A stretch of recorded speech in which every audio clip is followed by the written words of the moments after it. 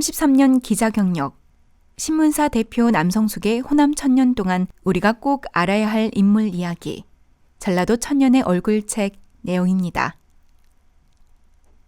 만민은 평등해야 한다. 송재, 서재필.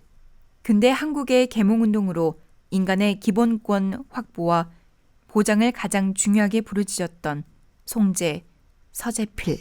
보성에서 유소년기를 보낸 송재는 근처 서당에서 두각을 나타내더니 1882년 별시 문과에 응시하여 20살 때 최연소자로 합격의 영예를 안았다.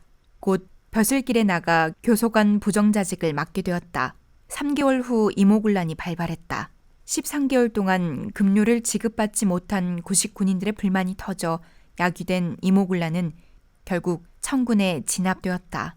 이 과정에서 젊은 지식인들은 외국의 새로운 문물 도입을 통해 개화하지 않고서는 한국이 국제사회에 자주 독립국가로 존립하기 어렵다는 것을 절실히 느꼈다. 서재필도 서양식 군사 기술의 필요성을 절감했다.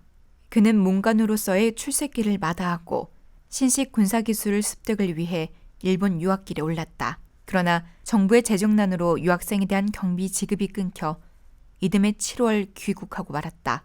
귀국해보니 근대 조선은 들끓고 있었다. 청군과 보수 4대주의의 집권층과 개화당의 갈등이 날로 첨예화되고 있었다. 드디어 1884년 충돌이 일어났다. 개화당 요인들은 평화적 수단으로는 이상 실현이 불가능하다고 보고 수구파를 제거하기 위해 우정국 낙성식 때 기습을 했다. 성공이었다. 이른바 갑신정변이다. 서재필은 새 정부 수립과 함께 병조 참판에 임명됐다.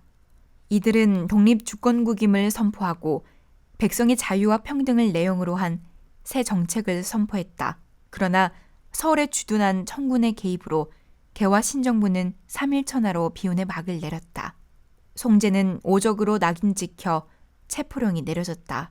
송재는 재빨리 피신해 제물포를 거쳐 일본 선박편으로 도일, 망명하였다. 송재 망명 후 그의 전 가족은 참화를 당했다. 부모는 음독 자살했고 동생 재창은 종로거리에서 칼에 맞아 죽었다. 부인 김씨는 시부모를 따라 자살했고 2살 난 아들은 돌볼 사람이 없어 죽고 말았다. 엄청난 비극이었다.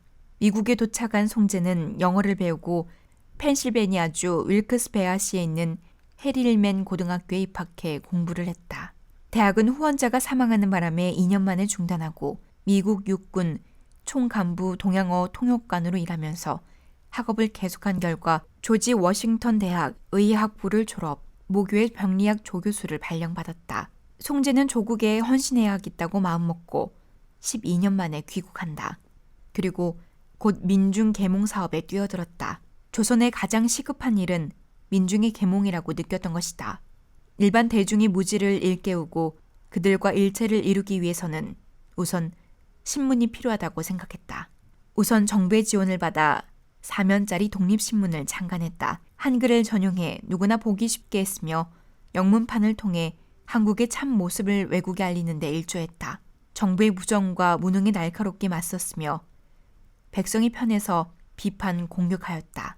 이어 송재는 사회 계몽단체로 독립협회를 창립하고 독립문과 독립관을 설립했다. 한국이 자주 독립국가임을 외국인은 물론 한국인조차도 올바로 인식하지 못하는 실정이었으므로 천국의 사신을 영접하던 영운문을 헐어버리고 그 자리에 독립문과 독립관을 세움으로써 정치적인 자주독립국가 의식을 강력히 심어주었다. 그러나 집권 수구 세력의 날카로운 반대에 부딪혔다. 결국 1898년 다시 미국으로 돌아가지 않을 수 없었다. 재망명한 송재는 미국 펜실베니아에서 병원을 운영하고 있던 중 3.1운동 소식을 듣고 미국 현지에서 한인 친구회를 조직하고 한국평론이란 영문판 잡지를 발간해 실천운동을 전개했다. 일본 패전 후 1947년 일반 민중의 환영을 받으며 귀국 강연회를 열기도 한다. 그런데 이듬해 이승만이 집권하면서 사제관계가 미묘한 정치적 갈등 속에 휘말려 세 번째 미국길을 떠날 수밖에 없었다. 그리고 먼 타국에서 생애를 마쳤다. 만민이 평등해야 한다는 그의 근대 계몽운동의 기반 위에 한국 민주주의의 뿌리는 굵게 뻗치고 있는 것이 아닌가.